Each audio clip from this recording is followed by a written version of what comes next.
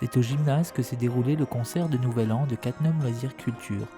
Cette scène a été mise à disposition par la communauté de communes de Cattenom et environ qui organisait le lendemain un concert dont nous parlerons à la fin de cette édition du JT. Dans un premier temps, il y aura sur scène l'harmonie avec plus de 40 musiciens, je crois 46 musiciens exactement.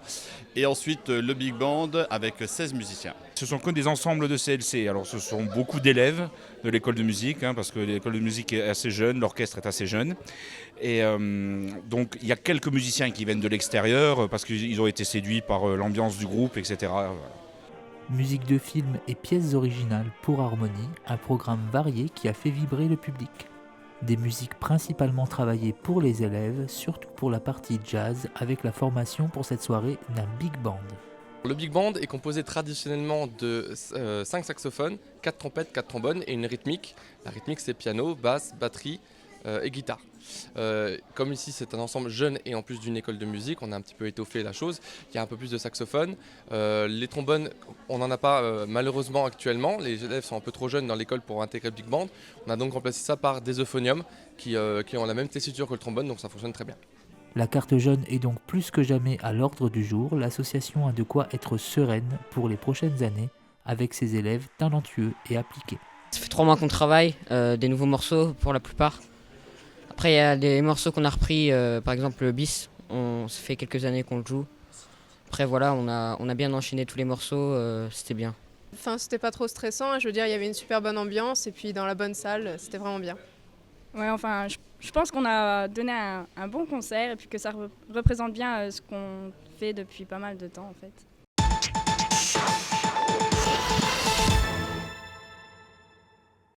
C'est un stage national organisé par notre fédération, la FFAB, et il concerne la préparation au passage de grade pour les 3e et 4e dan. On a des gens qui viennent de là, aujourd'hui, de 7 ligues différentes.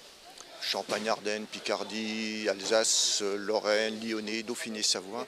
Donc des gens qui viennent, qui se sont déplacés de la grande partie nord de la France, nord et est. 4 stages de préparation organisés en même temps dans toute la France et Cattenom a eu la chance d'en faire partie.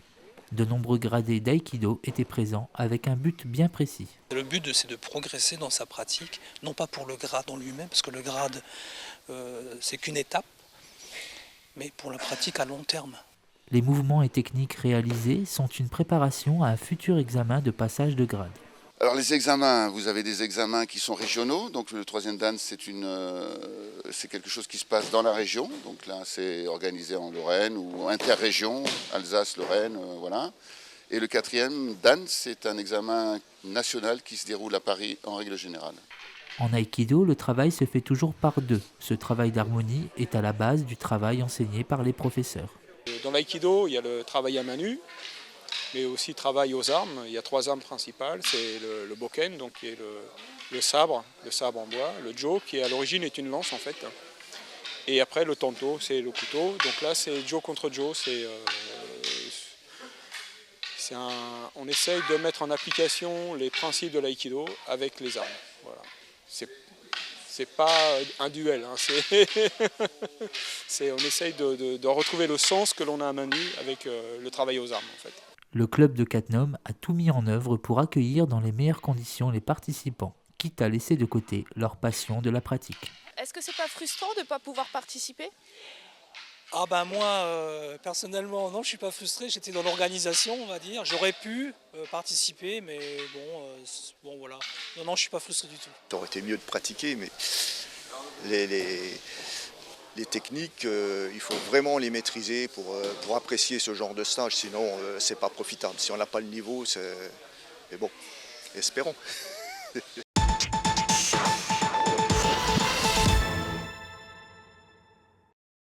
Avec le soutien de l'équipe du Printemps musical au niveau logistique, la CCCE a proposé un concert avec l'Orchestre Philharmonique de Thionville et Thérèse Crémy-Sibert en soliste.